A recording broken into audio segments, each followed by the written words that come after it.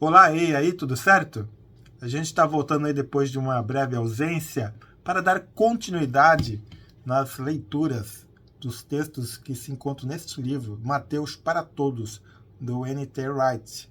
É o evangelho que a gente tem lido para todos. Começamos com Mateus.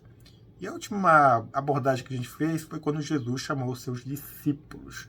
E agora, na continuidade da leitura e do texto bíblico, a gente vai entrar dentro daquilo que se convencionou chamar de o grande sermão ou sermão da montanha. Possivelmente você já tem ouvido falar ou você tem alguma lembrança de algum discurso que alguém fez que te impactou bastante. Algum sermão, alguma prédica. A gente lembra muito do discurso do Martin Luther King em Washington. Alguns lembram do discurso de Churchill na Segunda Guerra Mundial. E nós temos, os cristãos têm este como sendo um dos discursos, um dos sermões mais impactantes que Jesus deixou para a gente. Então, lendo agora esse texto, e nós vamos ler a passagem bíblica conforme está aqui no livro do N.T. Wright, que é a versão que ele aborda e que ele comenta. E vamos ler então alguns comentários dele e fazendo algumas ponderações que acharmos pertinentes. Então vamos lá. Mateus, capítulo 5, versículo 1 a 12, diz assim no título, as bem-aventuranças. Quando Jesus viu as multidões, subiu ao monte e tomou assento ali. Seus discípulos foram até ele. Ele respirou fundo e começou a ensiná-lo, dizendo: Boas novas maravilhosas para os pobres em espírito. O reino dos céus é de vocês. Boas novas maravilhosas para os que choram. Vocês serão confortados. Boas novas maravilhosas para os humildes. Vocês herdarão a terra. Boas novas maravilhosas para os que têm fome e sede de justiça. Justiça de Deus. Vocês serão satisfeitos.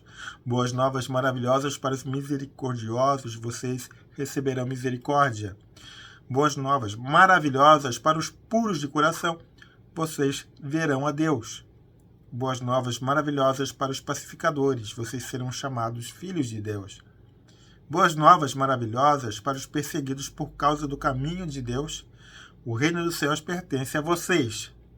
Boas novas maravilhosas para vocês quando, por minha causa, os insultarem, os perseguirem e proferirem todos os tipos de calúnia contra vocês. Celebrem e regozijem-se, o céu lhes reserva uma grande recompensa. Os profetas que vieram antes de vocês também foram perseguidos. Então esse é o texto bíblico. Aqui já na leitura me chama a atenção que começa assim, quando Jesus viu a multidão. Então, Jesus ele tem um olhar para as pessoas. Ele tem olhar para o ser individual, mas também tem olhar para as multidões, para o povo, para o ajuntamento de pessoas, que ele não lhe passa desapercebido. Então ele vai a um lugar alto, a um monte propício para um discurso que ele passa a ensinar. É interessante notar que foram seus discípulos que vieram ali primeiro. Então, o círculo mais próximo dele eram os discípulos e depois as pessoas que estavam ao redor. Ele respirou fundo e começou a ensiná-los. Aqui, a versão que o N.T. Wright traz fala das boas novas. Em algumas traduções é bem-aventurados. Aí o título de bem-aventuranças. Boas novas é o evangelho. Na raiz grega, evangelion, o anúncio de uma boa notícia, de uma boa nova. E ele começa falando então a respeito do que seriam essas boas novas, que paradoxalmente é ao contrário do que nós comumente entendemos como boas notícias. Né? Geralmente não é o que sofre, não é o pobre, não é o que é perseguido, a gente entende que ele é desaventurado e não sortudo. Mas, ao contrário, por isso que o sermão da montanha, ou o sermão do monte, causa tanto impacto, porque Jesus vem e fala algo que é contrário aos princípios e valores deste mundo. Mas vamos aqui comentar o que o N.T. Wright, então, ele fala nos meus destaques da leitura do trecho. O primeiro lugar deles, e ele fala assim que Jesus, né, como mestre, como alguém que ensinava as pessoas, as quais as pessoas o seguiam também, Jesus não foi apenas um mestre extraordinário, diz o N.T. Wright. E se tentarmos descrevê-lo dessa maneira, vamos interpretá-lo erroneamente. Essa passagem aqui me fez lembrar de um outro grande pensador cristão da modernidade chamado C.S. Lewis. Você provavelmente, se não leu nenhuma obra do C.S. Lewis, você deve ter, pelo menos, conhecido ou ouvido falar das Crônicas de Nárnia.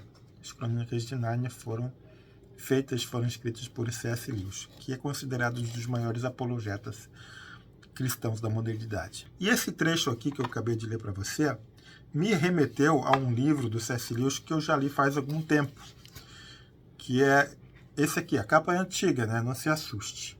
A Essência do Cristianismo Autêntico é o título. E é o título da época, né? Acho que hoje tem um título diferente, se não me falha a memória. Mas é a Essência do Cristianismo Autêntico, do C.S. Lewis. Comprei ele em 96. E tem uma passagem aqui que é importante a gente ler ele na íntegra para ter esse contexto que o N.T. Wright falou. Eu vou lembrar aqui para você o que o N.T. Wright escreve. Jesus não foi apenas um mestre extraordinário, e se tentarmos descrevê-lo dessa maneira, vamos interpretá-lo erroneamente. C.S. Lewis escreve o seguinte: estou procurando evitar que se diga a coisa mais tola que muita gente diz por aí a respeito de Cristo. Estou pronto para aceitar, entre aspas, estou pronto para aceitar que Jesus foi um grande mestre de moral, mas não aceito a sua prerrogativa de ser Deus, fecha aspas. Eis aí precisamente o que não podemos dizer. Um homem que fosse só homem e dissesse as coisas que Jesus disse, não seria um grande mestre de moral. Seria ou um lunático em pé de igualdade com quem diz ser um ovo cozido, ou então seria o demônio. Cada um de nós tem que optar por uma das alternativas possíveis. Ou este era e é o Filho de Deus, ou então foi um louco, ou algo pior. Podemos contra-argumentá-lo, taxando-o de louco, ou cuspir nele e matá-lo como um demônio. Ou podemos cair a seus pés e chamá-lo de Senhor e Deus. Mas não venhamos com nenhuma bobagem paternalista sobre ser ele um grande mestre humano. Ele não nos deu esta escolha, nem nunca pretendeu. Então, para além daquilo que algumas pessoas, escritores, filósofos, dizem que Jesus é o grande psicólogo, que Jesus foi o grande professor, que Jesus foi o maior de todos os mestres do ensino, que Jesus foi tudo menos que ele é Deus. Então é importante nós asseverarmos que antes dele ser estas coisas, ele é o Filho de Deus, ele é Deus. Então essa é uma questão que a gente tem que estar bem claro na nossa mente, porque ele, tendo essa prerrogativa, as falas dele, os discursos dele também terão um embasamento, uma autoridade maior do que aquilo que a gente imagina. Vamos continuar aqui com o que o N.T. Wright fala. Então, sobre as boas novas, essas bênçãos, as boas novas maravilhosas que ele anuncia, não dizem esforce-se para viver dessa maneira. Elas dizem que as pessoas que já são assim estão em boa condição. Essas pessoas devem alegrar-se e celebrar. Essas pessoas devem ficar felizes nas situações mais constrangedoras possíveis por causa do Evangelho. Assim como Paulo passou por perengues muito fortes na sua vida de fé, assim como outros cristãos que estão lá relatados em Hebreus capítulo 11, chamado Galeria da Fé, passaram por tribulações. É o estado de espírito da pessoa, daquele momento, que faz ela ser feliz, ela ser grata. Também o N.T. Wright aqui ele comenta sobre as questões que Jesus fala, que Jesus coloca ali. Ele entende assim que os que choram com frequência geralmente não são confortados. Os humildes não herdam a terra. E os que anseiam por justiça com frequência levam esse anseio para o túmulo. Esse é um mundo em que tudo está de cabeça para baixo, ou talvez esteja na posição certa. E Jesus diz que com a obra dele isso começa a ser verdade. Esse é um anúncio e não uma análise filosófica do mundo. Trata-se de algo que começa a acontecer, não de uma verdade genérica da vida. É o evangelho das boas novas, não bons conselhos. E isso é a parte mais difícil para a gente pôr em prática, entender como boas novas que são inseridas dentro dos nossos corações, independente das situações nas quais a gente vive. Em nosso mundo, continua N.T. Wright, a maioria das pessoas ainda pensa que as boas novas maravilhosas consistem em sucesso, riqueza, vida longa e vitória na batalha. Jesus oferece boas novas maravilhosas para o humilde, o pobre, o que chora e o pacificador. Aqui abro um parênteses, porque hoje a gente vê muitas megas igrejas, muitos pastores ostentando, e há um conflito entre o que se prega, o que se fala, o que se faz e o que se tem. Nas redes sociais, ainda mais, isso potencializa muitas críticas por conta de pastores que estão ostentando seus carros importados, comendo suas carnes que custam muitos almoços, que poderiam, de repente, estar ajudando outras pessoas.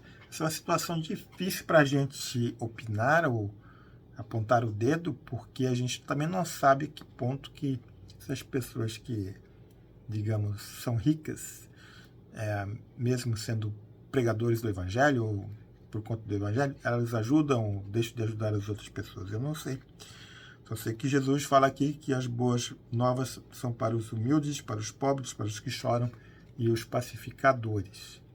E assim a gente vai vivendo pela fé.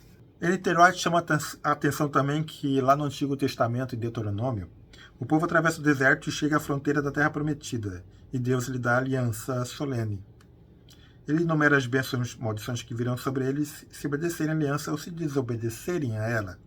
Agora, Mateus, como bom judeu e escrito para os judeus, nos mostra Jesus saindo do Egito, atravessando as águas e o deserto, quer dizer, atravessando as águas do Jordão e indo para o deserto para ser tentado, entrando na sua terra prometida, após ele chamá-los de discípulos. O aqui e agora está na nova aliança dele. Lembrando também que Mateus fala do reino dos céus, não o reino de Deus. Ele evita esse termo reino de Deus por ser judeu e estar escrevendo para os judeus. Então ele utiliza muito o termo reino dos céus. Jesus fala que o reino dos céus pertence aos pobres em espírito e aos perseguidos. E há uma grande recompensa no céu para quem é perseguido por causa de Jesus. No entanto, essa é uma compreensão errônea de sentido do céu. O céu é o espaço de Deus onde a realidade plena existe, perto da nossa realidade comum e entrelaçada com ela. Céu e terra um dia se juntarão para sempre e a verdadeira natureza da situação, no momento fora do nosso campo de visão, será desvelada. Ao atravessar então esse Jordão, ao passar pelo deserto, qual das promessas que Jesus fala ali no Sermão do Monte são realidade? O cristão sente grande tentação, diz N.T. Wright, de responder no céu, depois da morte. Quer dizer, as promessas que Jesus começa a falar no Sermão do Monte são para a vinda futura, para a ressurreição, ou para a segunda vinda dele.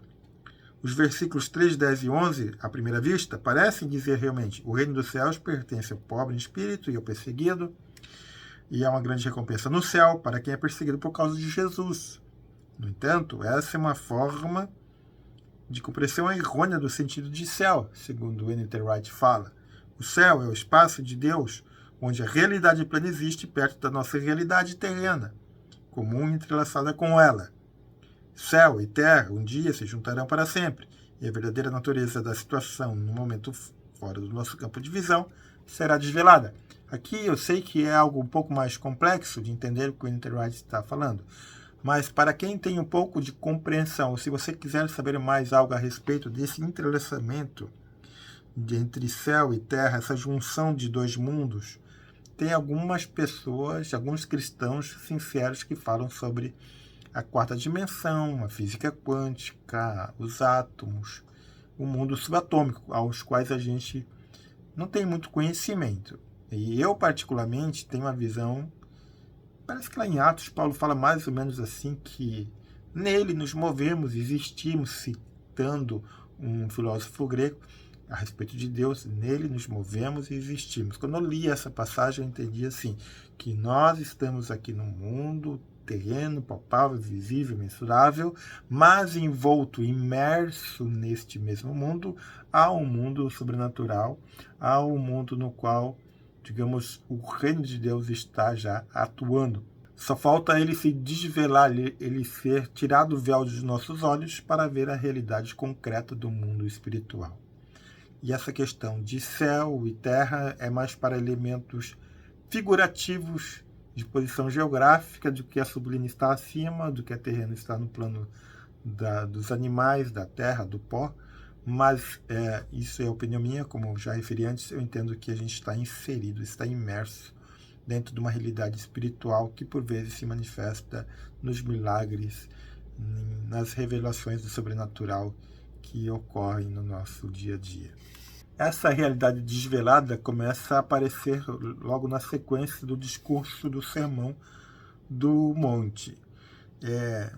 Terminando aqui então com N.T. Wright, ele fala o seguinte: não, a pista vem no próximo capítulo, na oração que Jesus ensina aos seus seguidores.